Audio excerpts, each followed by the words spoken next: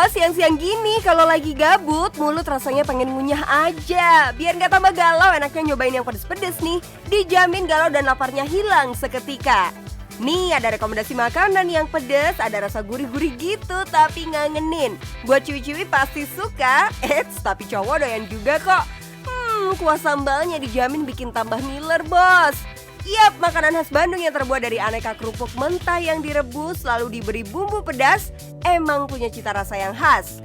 Apalagi saat ini sudah banyak varian topping yang digunakan sebagai pelengkap seperti bakso, sosis, ceker ayam, dan masih banyak lagi. Gak heran kalau bisnis seblak menjadi salah satu bisnis yang long last saat ini. Selain rasanya yang enak, harga seblak juga sangat terjangkau. Hal inilah yang ditangkap sebagai peluang oleh Dodi Darmawan sebagai sumber cuannya.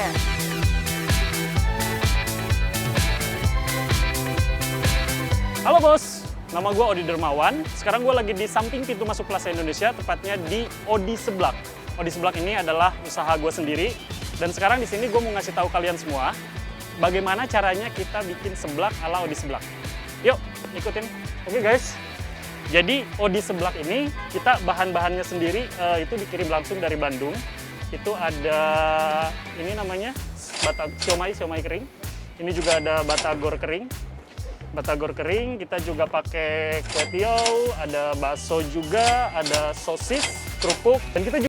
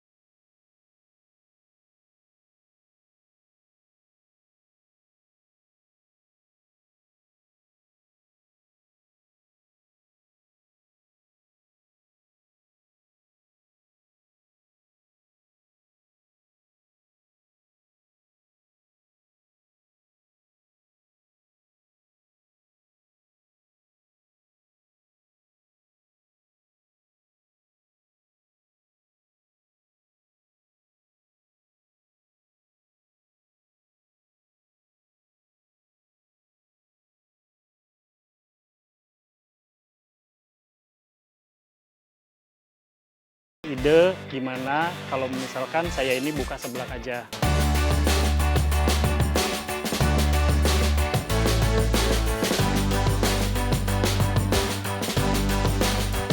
Wah, ini nih yang namanya rezeki nomplok bos. Awalnya mau bikin usaha apa, malah jadinya apa? Mungkin kalau kemarin buka ayam tulang lunak nggak bakalan seviral ini sepertinya ya Mas Odi. Dengan keterbatasan modal, akhirnya hanya seblak yang memungkinkan. Akhirnya saya buka seblak. Awalnya coba-coba, tapi ternyata respon masyarakat juga bagus dan alhamdulillah bisa maju.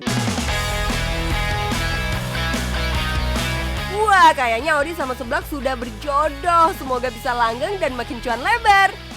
By the way, Kak Odi ini kan selebritis. Kok mau sih jualan seblak? Emang nggak malu ya? Bisnis itu adalah bagian dari jiwa saya. Dan entertain adalah mimpi saya. Jadi ketika saya bisa jalanin dua-duanya, itu memiliki kebahagiaan tersendiri buat saya. Awal sih iya. Awal sih saya ada rasa malu iya. Karena yang biasanya kita di entertain, kita ngadepin kamera, kita syuting, terus tiba-tiba di tengah jalan kita harus dorong gerobak, harus ini. Rasa malu ada. Tapi dalam hidup ini kita harus memiliki satu tujuan. Dan dalam tujuan itu kita harus membuat petanya. Dan ketika kita sudah membuat petanya, kita jalanin. Duh, inspiratif banget nih bos. Emang ya yang namanya hidup itu penuh pilihan. Seperti Kak Odi yang berusaha menjalankan kedua pekerjaannya sebagai artis FTV dan pengusaha seblak secara bersamaan. Gak mudah memang, tapi ketika ada kemauan di situ pasti ada jalan. Yang terpenting nih bos, kalahkan rasa malu dan tunjukkan kalau kalian bisa sukses dengan pilihan tersebut. Emang ya, jualan seblak kelihatannya recehan, tapi kalau sehari bisa menjual 300 porsi aja dan harga satu porsinya 10.000, berarti omset perharinya sekitar 3 juta rupiah. Kalau dikalikan sebulan, ya bisa kalian totalin sendiri ya bos, secuan apa sih bisnis Odi Seblak ini. Oh iya bos, sebenarnya Audi sudah memulai bisnisnya sejak 2018 lalu sebelum yang namanya COVID masuk ke Indonesia. Awalnya masih banyak banget yang belum tahu kalau Audi sebenarnya seorang selebriti tanah air. Nah, awalnya saya sengaja menutup, bukan menutupi ya. Saya nggak membuka gitu background saya sebelumnya, karena saya pengen tahu market saya ini seperti apa sebenarnya gitu. Kalau misalkan saya buka dari awal, mungkin orang akan penasaran dengan sayanya. Tapi karena saya nggak membuka itu, jadi saya tahu, oh market di sini begini. Nah, begitu datang waktu itu konten kreator datang ke tempat kita dan membuka background saya, nah di situ semakin orang semakin tahu gitu. Bener banget tuh bos, kalau dibuka dari awal yang ada orang cuma penasaran sama Kak Audi bukan seblaknya.